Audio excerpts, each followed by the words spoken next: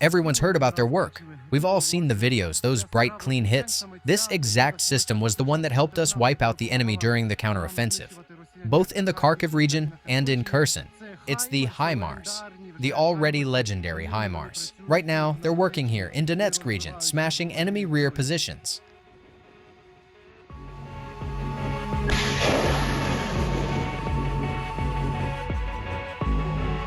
There they are. They've just completed a fire mission. You can't see them anymore, just a smoke curtain. The rocket is already on its way straight onto the enemy's heads.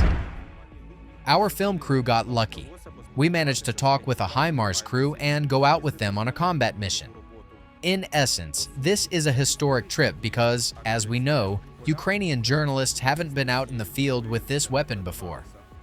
In our report, we intentionally won't show their living conditions or talk in detail about the specifics of how the Himars units operate. A military journalist's main rule in war is do no harm. Whatever can be revealed about their work, the guys tell us themselves. While we've got a little time, we ask the crew to tell us about their daily routine. But the very first interview gets cut off abruptly by a call. The crew gathers in seconds and moves out. We follow.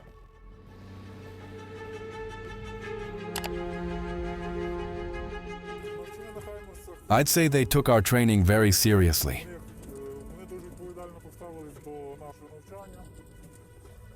But at the same time, the training itself was simple, clear, accessible. Since we had interpreters, the instructors explained the material to us in a way we could fully understand. For us, going through those courses on their training range was a joy and an honor. But an even bigger joy was launching those rockets on the territory of Ukraine,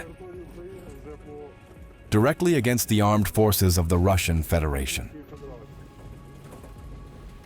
Keeping up with a Himars even in a light jeep on those field roads is tough. The machine is fast and nimble.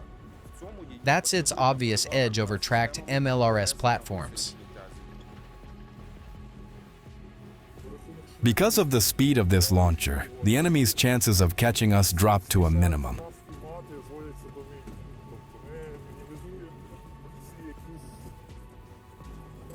We reduce every factor that could help the enemy detect us, hit us, or expose our position in any way. Whether on the move or at a firing point. In just a dozen minutes, we're already on the spot. The launcher deploys fast and fires 3 rockets. The whole thing, just a few seconds. We need to make a loop. And the launch direction will be right here. Dynamo, this is Voron, plus, over. Copy, go ahead. The coordinates can be for 6 rockets. They can be different points.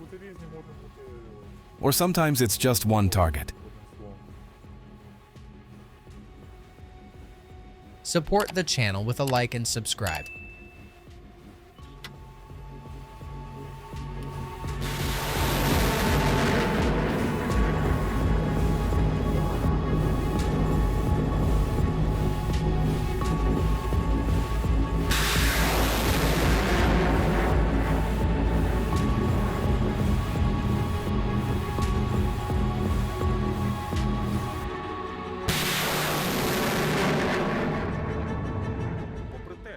Even though the front line is relatively far from here, more than 20 kilometers, about 12.4 miles, there's still zero room for hesitation. Once Himars completes the fire mission, it folds up immediately and leaves the launch site. I divide targets by importance. For example, ammo depots. That's a very high value target. Because my buddies have friends in artillery, and they confirm, thanks to us hitting more of the enemy's ammo stockpiles, they lose the ability to bombard our infantry and our artillery. Now they have to think about hauling ammo all the way from inside Russia.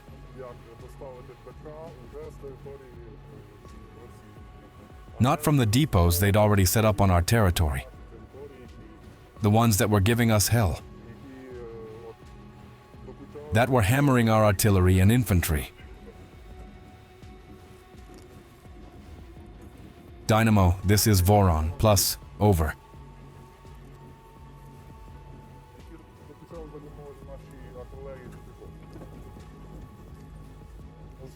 So mainly, we work on the enemy's ammunition depots. But lately, we've started getting moving targets. Recently, we hit an S-300 convoy. That was an important one. We'd been waiting on it for a long time. And by doing that, we showed that this launcher can take on a moving target, thanks to coordinated work of everyone involved.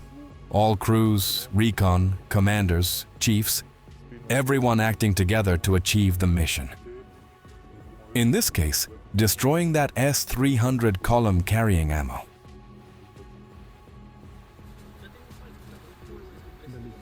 For the guys who hit the safeties and pressed the buttons,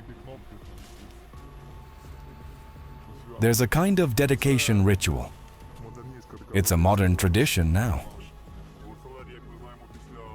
In artillery, as we know, after their first fire missions, they take the powder charge from a spent casing and smear it on themselves. So we decided to borrow that tradition a bit, so the guys remember their first launches. But even aside from combat missions, the crew has practically no time for real rest. This equipment is far too valuable for the armed forces, and far too tempting a target for the enemy. Rumor has it that in Russia, they promise a hero star right away for anyone who destroys a Himars. Well, those heroes of Russia can only earn that title posthumously, from a Himars strike. Destroying a Himars, with its mobility and speed, is almost impossible. And throughout the entire war, not a single real Himars has been destroyed. Maybe a couple wooden decoys, and that's it. Destroyed Ukrainian Himars systems are the same myth as Russia's claims that their air defenses shoot down Himars rockets. When we asked the crew whether those reports about dozens of intercepted rockets from the Russian Ministry of Defense are true, the guys just smile. I want to tell you flat out, that's a lie. And also, when you launch a full pod of these rockets, it minimizes the enemy's ability to track from which position we fired.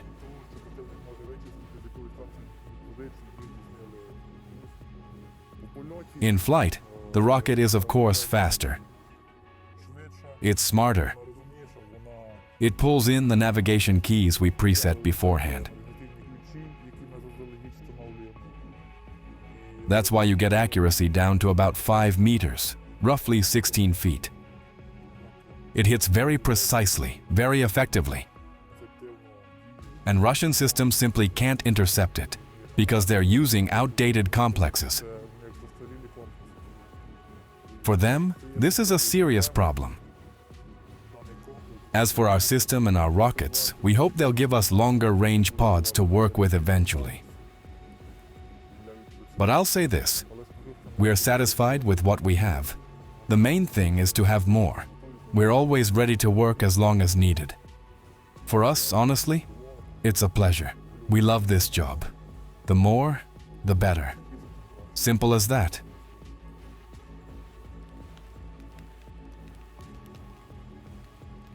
We understand perfectly well that they're hunting us, that we're a top priority target. You ask whether it's scary or not. Fear is a feeling every human has. And every normal person can either deal with fear or not deal with it. If you've got no fear at all, that's already a mental issue. Scary? Of course it gets scary sometimes. Sometimes we drive in close, sometimes something flies overhead. There are a lot of different moments. We handle it because we understand why we're doing this and what the point of our work here is. The more we strike, the easier it is for the guys on the first line.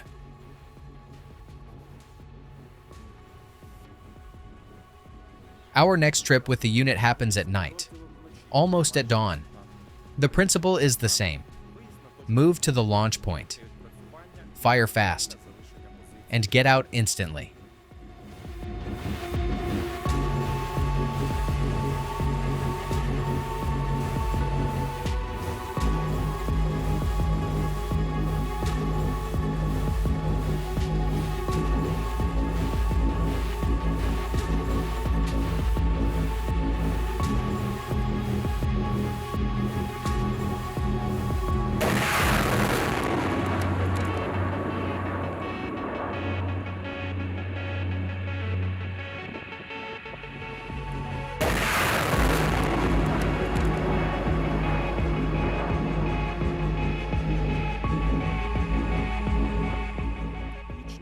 Night Himars launches are mesmerizing.